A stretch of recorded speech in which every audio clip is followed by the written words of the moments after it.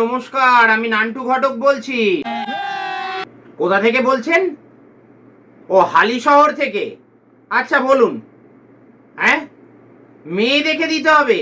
হ্যাঁ হ্যাঁ, দেবো, নিশ্চয়ই দেবো, মেয়ে দেখে দেবো। কিন্তু জানেন নিশ্চয়ই এখন মেয়ে পাওয়া খুবই দুষ্কর, কাজেই বেশি নাক তুলবেন না। ক্রাইটেরিয়া যত কম রাখবেন ততই কিন্তু ভালো। হ্যাঁ, কি বলছেন? আরে না রে বাবা, ওসব নিয়ে আপনাকে ভাবতে হবে না। মেয়ে ভালোই হবে, ওই বিষয়ে আপনাকে কোনো কম্প্রোমাইজ করতে হবে না। আরে আমি তো আপনাকে গ্যারেন্টি দেবো। 6 মাস গ্যারেন্টি। 6 মাসের মধ্যে মেয়ে যদি আপনার ছেলের সংসার ছেড়ে পালায়, তাহলে তো আমি আপনাকে আমার ঘটকালির অর্ধেক টাকা ফেরত দিয়ে দেবো। বলুন, এরম ঘটক আপনি কোথাও পাবেন? কি বলছেন? 6 মাসই কেন?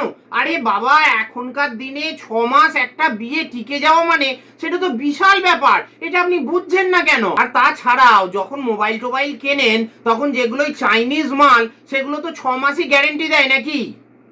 হ্যাঁ, আরে না না, মেয়ে চাইনিজ হবে কেন? মেয়ে পিওর বাঙালি। হ্যাঁ, কি বলছেন? 6 মাসই গ্যারেন্টি কেন?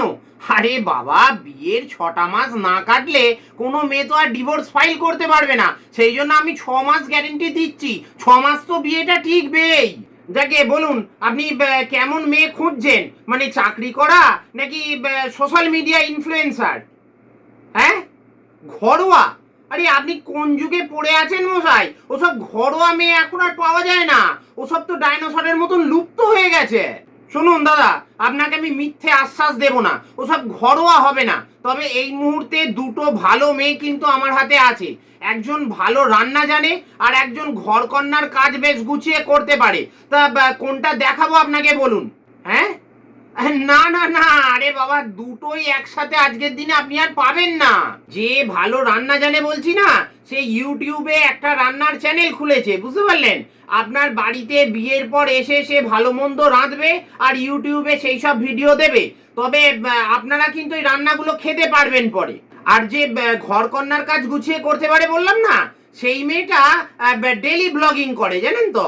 ও সকালবেলা ঘুম থেকে উঠে বিছানা ঝাড়বে, দাঁত মাজবে, মুখ ধোবে, চান করবে, ঘর ঝাঁট দেবে, এই সবই ভিডিও করবে আর করে সোশ্যাল মিডিয়াতে দেবে। তো এবার আপনারাই একটু চিন্তা ভাবনা করে আমাকে জানান আপনাদের কোন মেয়ে পছন্দ হবে, রাঁধুনি নাকি ডেলি ব্লগার?